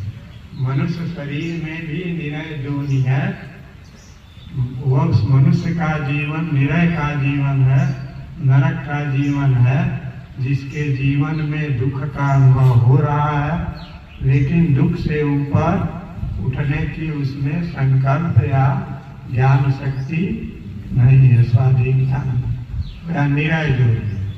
वैसे ही देव जोन है, देव जोन जिसमें सुखकारी अनुभव होता है, दुख का अनुभव ही नहीं होता। तो दोनों को मजा नहीं, खट मीठ नहीं जानेंगे, अनुभव नहीं होगा तो कैसे एक तरफ बढ़ेगा। मनुष्य जीवन ही ऐसा है कि जिसमें सुख भी होता है, दुख भी होता है, और सुख दुख दोनों से ऊपर उठने की भी क्षमता होती है। तो यह अतीन्द्रिय ज्ञान है, यह ज्ञान अपने आप नहीं होगा, इसके लिए गुरु की आवश्यकता होगी। नहीं, इसके लिए बिना गुरु का ज्ञान नहीं होता है। अगर आप अपने आप ज्ञान पाने लगे तो क्या करेंगे? हर व्यक्ति अपने आप को जो समझता है, जो उसका अहम है, उसी को सत्य मानता है। अगर सात्विक बुद्धि नहीं है, सात्विक श्रद्धा नहीं है, तो अपने ही ज्ञान को सर्वोपर भी मानता है, अपने ही पसंदगी को सर्वोपर भी पसंद करता है। न उसके लिए शास्त्र है, न उसके लिए सत्पुरुष है, न उसके लिए कोई ऋषि है, कोई कहना ये सब हम नहीं मानते हैं, ये सब तंत्र घंट है, इनसे हमारा कोई, हम खाना जानते हैं, हम और जो है अपना जानते हैं। तो इस ज्ञान के लिए अनिवार्य है, साधारण ज्ञान के लिए भी कोई चिकित्सक होता है तो जाकर के चिकित्सक के, अनुभवी चिकित्सक के पास छोटी छोटी चीज़ों का अनुभव करना पड़ता है। कोई वकील होता है तो उसको उसके पास जाकर सीखना होता है। कोई दुकानदार होता है तो दुकानदार के पास जाकर सीखना होता है। तो क्या अपने जीवन के सत्य को जानने के लिए इसकी जरूरत नहीं पड़ेगी? जो उस जीवन के सत्य को जानता है, यह जानना नहीं है, उसमें रहना है, यह ऐसा विषय नहीं है। तलाव टूटा बड़ा तलाव जो जानता है, जानने वाले तो बहुत जानेंगे, मस्तिष्क से ज्ञान प्राप्त कर लेंगे, लेकिन यहाँ इंद्रियों को उल्टा लौटाना है ना। इनका जो कारण है, जो मूल स्रोत है, उनको लौटा करके इसमें ले जाना है। तो यह कठिन है। पढ़ने के लिए तो वेद उपनिषद पढ़ लीजिए, बढ़िया से बढ़िया भाषण दे लेंगे, लेकिन उस भाषण से कोई काम होने वाला नहीं है, जीवन सार्थक होने वाला नहीं है। जीवन सार्थक तो तब होगा जब आपकी अनात्म बुद्धि क्षीण होगी, आत्मा में आपकी निष्ठा होगी, श्रद्धा होगी। तो इसीलिए अध्यात्म विज्ञान में, धर्म में श्रद्धा का अधिक महत्व दिया जाता है। कोई ज्ञानवान हो, कोई मतलब इस तरह का जन्म लेकर आता हो कि उसको ये संसार की ये सत्यता, दुर्रूपता, सीमितता का ही जन्म से ही ज्ञान होता हो। आदि गुरु शंकराचार्य जी हो तो उनको संसार की ओर देखने की जरूरत नहीं है, लेकिन यह सामान्य व्यक्ति नियम, यह सामान्य नियम नहीं है। सामान्य नियम तो यही है कि वह सत्य हमारे ज्ञान में, इंद्रियों के ज्ञान में आने वाला नहीं है। तो उस सत्य में हमको अपनी श्रद्धा रखनी चाहिए। श्रद्धा का मतलब यह है, जैसे आप डॉक्टर के यहाँ जाते हैं, वह जो भी गोली टेबलेट दे देता है, भूल चूक से गलत भी दे देता है, तब भी खा करके आप बीमारी बढ़ा लेते हैं। आप जानते नहीं हैं, लेकिन फिर भी उसको सत्य स्वरूप मान करके व्यवहार करते हैं। तो वैसे ही ईश्वर आत्मा परमात्मा में हमको श्रद्धा रखनी चाहिए। श्रद्धा से ही हमको उसकी प्राप्ति होती है। गीता में, उपनिषदों में श्रद्धावान लभते ज्ञान, श्रद्धा से ही ज्ञान प्राप्त होता है। श्रद्धा सत्यमवाप्यते, श्रद्धा से ही सत्य की प्राप्ति होती है। आप कहें कि हम आत्मा से अपनी बुद्धि से जान लेंगे तब मानेंगे, तो बुद्धि से जान नहीं पाएंगे। बुद्धि से, जो बुद्धि का विषय है संसार आत्मा नहीं है, यह जान लेंगे, लेकिन आत्मा को नहीं जान पाएंगे। अब संसार आत्मा नहीं है, बुद्धि से ज्ञान हुआ तो हम आत्मा तब अलग हो गए कि नहीं? तो यह कहाँ होगा? अंतर्मुखी बुद्धि। तो यही जो है हमारे जीवन का लक्ष्य है। और हर प्राणी जो भी चेष्टा कर रहा है, मनुष्यों में जो बुद्धिमान है, पढ़े लिखे हैं, बड़े बड़े ऊंचे पद पर हैं, तो वह पद जो है समाज की व्यवस्था में है। ईश्वर की व्यवस्था में ऊंचे पद पर कौन है? जो चेतना में प्रकृति के अधिक से अधिक कानून को अपने अधिकार में रखता है। कहा जाता है जिलाधिकारी सबसे बड़ा अधिकारी है, मतलब कानून की व्यवस्था में सबसे बड़ा अधिकार, जिले भर का अधिकार इसके अंदर है। तो वैसे ही सृष्टि की व्यवस्था में कौन बड़ा अधिकारी है? जो सृष्टि का विधान है उसमें जिसका सबसे बड़ा अधिकारी, जितना उसका इस प्रकृति पर जितना अधिक अधिकार है, जो अपने शरीर और इंद्रियों से अपना तादात्म्य हटा लेता है, वह सबसे बड़ा अधिकारी है, वही भाग्यवान है। हमारा सामान्य आदमी तो कहेगा देखो वो IAS और ये बाबा कि नहीं, बाबा के सामने क्या है? कहो। एक व्यक्ति हमको बता रहे थे कि हमारा भतीजा IAS है। तो किसी विवाह हुआ फंक्शन में वह कथा सुनी होती है, कथा सुने तो बाबा लोग कहते हैं ना, कथा सुनाते हैं कल कल और गुरुवात होता नहीं, तो लोग गुरुवात होते हैं। तो मान लो बाबा पढ़ने वाले थे, तो विरासत में पाने वाले जिसे मान लो अधिकार विरासत में मिलता है ना, भारतीयों में, हिंदुओं में धर्म का एकाधिकार ब्राह्मण को विरासत में मिलता है। चाहे वह कुछ करे या न करे, अधिकार उसको धर्म में है। तो रहना हाई स्कूल फेल, पंडित जी आई रहे IAS, तो कहना तुमको शर्म नहीं आती है? मैं IAS और तुम हाई स्कूल फेल कह रहा है उनसे गोड़ धोने के लिए, तुमको लज्जा नहीं आ रही है? डांटने लगे। तो हमसे बता रहे थे, मैंने कहा उनसे भी मूर्ख था, उसको पता ही नहीं था कि यह सांस्कृतिक दृष्टि से आखिर किसी ब्राह्मण को आदर किस आधार पर दिया जा रहा है।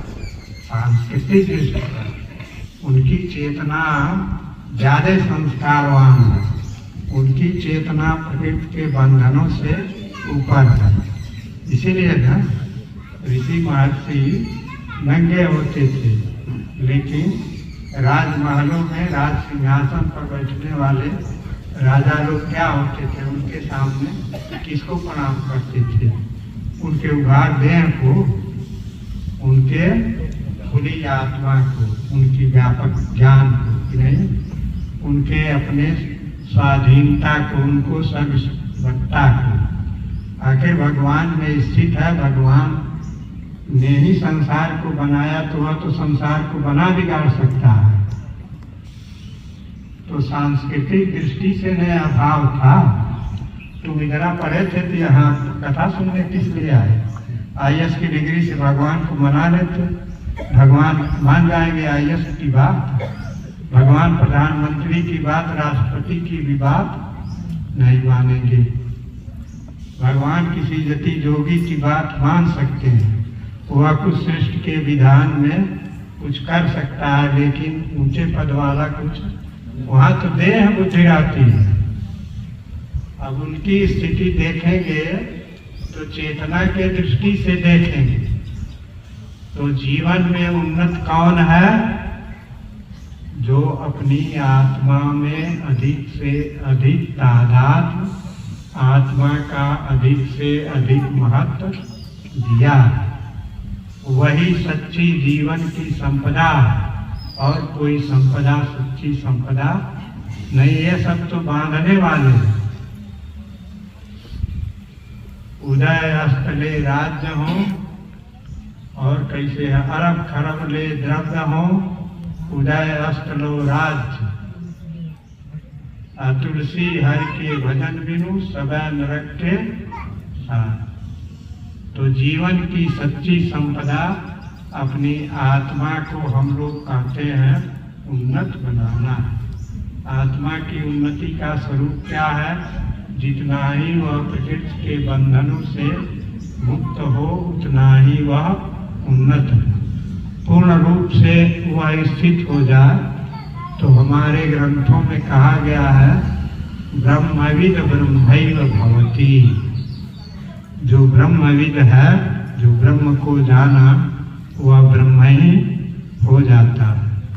आत्मज्ञान नहीं, आत्मज्ञ आत्मा रूप ही हुआ जाता है। यह नहीं कि हम आत्मा को जानते हैं, जैसे अपने मामा को जानते हैं, दादा को जानते हैं, दादी को जानते हैं, इस तरह से नहीं, आत्म रूप ही हुआ जाता है। जाना ही तुम्हें हो जाए। तो यह जो है मनुष्य जीवन का सबसे बड़ा पुरुषार्थ है। यह अगर नहीं किया या नहीं पाया तो सारा जीवन 18 मकान बना लिया, सब कुछ कर लिया, लेकिन उससे इस शरीर के बाद जाने के, इस शरीर के बाद जब चेतना जाएगी तो ये सब जो है कुछ वहाँ कर नहीं पाएगा। और यहाँ जीते जी ही अगर अपनी आत्मा में स्थित हो गया तो जो ग्रंथों में लिखा है, जो जोगी मन हम मन के बोला बाटे, जो जोगी जो है अपनी आत्मा में स्थित हो जाते हैं, पूरा अपने सहस्रार चक्र में अपनी चेतना को केंद्रित कर लेते हैं, तो जब मृत्यु आती है तो कहते हैं तू हट जा। वो अपने आप जो है स्वतंत्र चले जाते हैं। अब उनको बांधने वाला कौन है? वो चाहे तो मृत्यु को भी पकड़ रहा। तो सच्चे जीवन की जो संपदा है वह अपने आत्मा की जागृति ही। जितना ही आप आत्मा के निकट होंगे, जितना ही आप आत्मा की ओर बढ़ेंगे, उतना ही आपके जीवन की संपदा होगी। जितना ही आत्मा की उपेक्षा करके आप अपने शरीर को शरीर की ओर, शरीर के सुखों की ओर, शरीर की सुविधाओं की ओर बढ़ेंगे, उतना ही आपके जीवन की संपदा का विनाश होगा। जीवन व्यर्थ निकल जाएगा। तो इसलिए गुरु पूर्णिमा का पर्व जीवन में सबसे महत्वपूर्ण पर्व है। अपने कल्याण का यही पर्व है।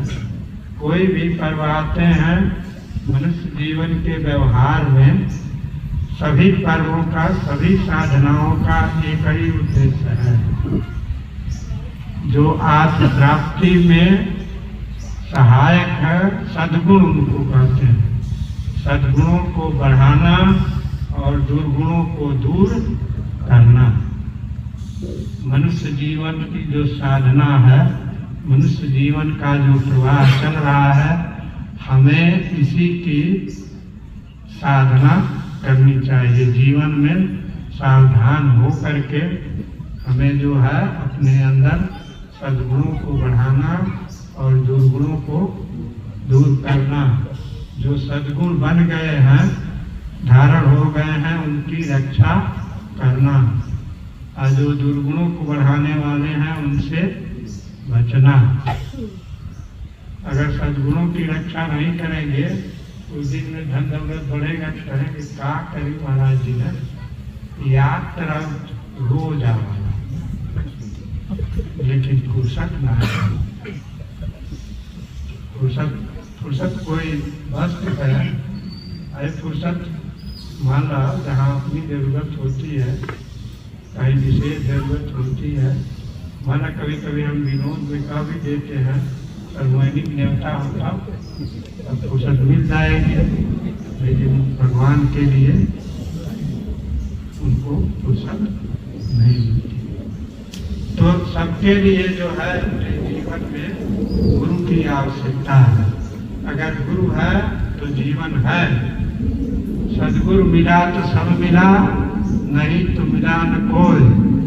माता पिता सुख बांधवा ये तो घर घर, ये तो बिना बुलाए होते हैं। कोई बिना माता पिता के आएगा, कोई बिना बंधु बांधव के आएगा, बिना कोई जात बिरादरी के आएगा, सब तो मिल जाते हैं। लेकिन सदगुरु मिला तो सब मिला। अगर आप सदगुरु से मिलना चाहेंगे तो अपने आत्मा का महत्व समझेंगे तभी। तो इसीलिए एक व्यक्ति कब कोई कह रहा था कि ईश्वर की कृपा होती है तब होता है, हम कहनी गलत है। पहले आत्म कृपा होती है तब ईश्वर कृपा करता है। अगर आत्म कृपा न हो तो ईश्वर की कोई जरूरत नहीं समझेगा आत्मा, तो फिर खोजेगा तो ईश्वर को। पहले आत्म कृपा है, तब शास्त्र कृपा है, तब गुरु कृपा है। ये सब कृपाएं हैं, लेकिन आत्म कृपा पहली। आत्म कृपा में है तो कहा जाता है कि संत के वहाँ गए तभी दर्शन से ही पूर्ण हुआ। क्यों पूर्ण हुआ? आत्मा की प्रेरणा से न आए हैं, तो आत्मा का महत्व बढ़ा, आत्मा का एक भाव आपके अंदर आया तो पुण्य हुआ कि नहीं? यदि आत्म प्राप्ति की साधना ही पुण्य है, आत्मा से दूर होना पाप है, तो पुण्य होता है। तो इसलिए लोग कहते हैं कि संतों का दर्शन ही पुण्य है। लेकिन कब? जब आत्म कृपा, आत्मा का महत्व हो तब। तो यह है जीवन का लक्ष्य। यह नहीं है कि अगर हम आत्मा की ओर देखेंगे तो हमारा घर छूट जाएगा। यह घर और नहीं छूटना है, यह है ज्ञान छोड़ना है। कहो अपनी नासमझी छोड़नी है। और इसका व्यवहार में साधन है कि जो शास्त्र है, वेद है, उपनिषद है, गीता है, भागवत है, संत हैं, सत्पुरुष हैं, उनके प्रति श्रद्धा हो। कम से कम अपने जीवन के व्यवहार में यह हो कि नहीं, सत्पुरुष कहते हैं कि शराब नहीं पीना चाहिए, तो सत्पुरुष की बात पर ध्यान नहीं है। सब तो पियत देखा हो, बाबू लोग पियत हमें हो, बाबू लोग पियत हो, सब बड़े बड़े पियत हमन के तुम्हारा जन्म से जतिये पिए वाली एक तो ही बनाना नहीं, सत्पुरुष नहीं कहेंगे। हमारे शास्त्रों में वर्जित है कि नहीं? हमारे आचार्यों ने इसको वर्जित किया है, हम नहीं पिएंगे।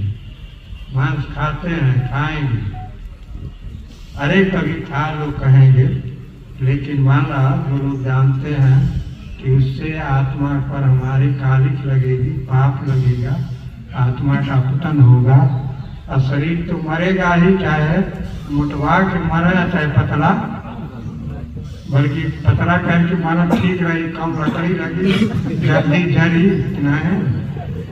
बहुत मोटा रहेंगे तो दबाने वाने में भी कठिनाई होगी। तो आत्मा जो लोग इस तरह से आस्था रखते हैं, श्रद्धा रखते हैं, उसको अपने व्यवहार के जीवन में थोड़ा सा सत्संग और स्वाध्याय को भी सम्मिलित कर लेना चाहिए।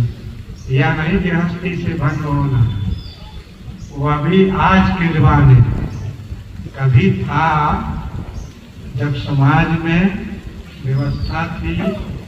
जैसे और अंग है, मान लो जैसे कहना है सवर्ण होना है, पिछड़ा वर्ग होना है, दलित होगा है, दलितन का भी दलित होगा। तो आज इस तरह का वर्ण है ना, वर्ग है। उस समय व्यवस्था थी कि ये गृहस्थ है, ये परिव्राजक है। तो परिव्राजक भी समाज में एक संस्था थी और उनका भी अपने प्रति और समाज के प्रति भी कर्तव्य था। वह अपने ज्ञान के प्रचार प्रसार के लिए, लोगों को ज्ञान में उद्बुद्ध करने के लिए, ज्ञान को सजग और सक्रिय बनाए रखने के लिए वह भ्रमण करते थे। उनके घर भीख मांगकर खाने नहीं जाते थे। आज तो समझा जाता है कि भीख मांगकर खाने के लिए बाबा आते हैं। तो आज के समाज में वह व्यवस्था नहीं है। तो इसलिए गृह त्याग के लिए सोच विचार कर गृह त्याग करना चाहिए। इनके मन बुद्धि में आत्मा भगवान की प्रीति इतना गहरी हो गई कि संसार की चीजें अच्छी न लगती हो तो वे अपना गृह त्याग करा, बहुत अच्छा। लेकिन इस स्तर के सब लोग होते नहीं। अरे कहीं करोड़ों अरबों में एक आध होते हैं। सामान्य लोगों को अपने जीवन में शास्त्र और सत्पुरुषों पर श्रद्धा रखनी चाहिए। अपने जीवन के व्यवहार में जैसे खाना पीना अपने संसारी जीवन के लिए करते हैं नियमित साधना, वैसे ही कुछ स्वाध्याय सत्संग और किसी गुरु से संपर्क हो तो और अच्छा रहेगा। तो इस तरह से जन्म जन्मांतर का संस्कार जब इकट्ठा होता है, जैसे गीता में भगवान ने कहा, जनित जन्म संसिद्धि ततो जात परम। जब अनेक जन्म के इस तरह के आध्यात्मिक साधना के संस्कार संचित होते हैं, तब परम गति की प्राप्ति होती है। तो व्यवहार के जीवन में जिनको अपने इस जीवन का महत्व समझ में आया, जिनको आज के गुरु पूर्णिमा के दिन अगर ये आया तो उनको अपने हृदय में, अपने ज्ञान में उसके महत्व को बढ़ा लेना चाहिए। नहीं सुन करके भूल जाएंगे तो बढ़ाएंगे तो एक ही दिन सिद्ध संत नहीं हो जाएंगे। अरे इसका आदर होगा, जितना आप अपने जीवन में कर सके उतना ही करना चाहिए। जितना कवर एक बार उठ सके उतना ही उठाना। भले एक विराट कवर भूल ले तो गला फंस जाएगा, मर भी जाएगा। तो अपने जीवन में नित्य अपने आत्मा की प्राप्ति के लिए भी उस स्वाध्याय सत्संग और साधना करनी चाहिए। यही जो है आज का आप लोगों के लिए, जिज्ञासुओं श्रद्धालुओं के लिए हमारा आशीर्वाद है, शुभकामना है और चाहते हैं कि आप लोगों के अंदर अपने भगवान के प्रति प्रेम, जीवन सुख शांति, हम लोग आशीर्वाद देते हैं तुष्टि पुष्टि शांति चाह। जीवन में तुष्टि भी हो, पोषण भी हो और शांति भी, आत्मा भी प्राप्त हो। यह नहीं कहते हैं शांति हो, सिर्फ शांति नहीं, तुष्टि पुष्टि शांति चाह। तुष्टि भी हो, पुष्टि भी हो और आत्मा की प्राप्ति भी हो। तो यह हमारी शुभकामना है, आशीर्वाद है। ओम पूर्णमदः पूर्णमिदं पूर्णात् पूर्णमुदच्यते पूर्णस्य पूर्णस्य पूर्णमादाय पूर्णमेवावशिष्यते। ओम शांति शांति शांति।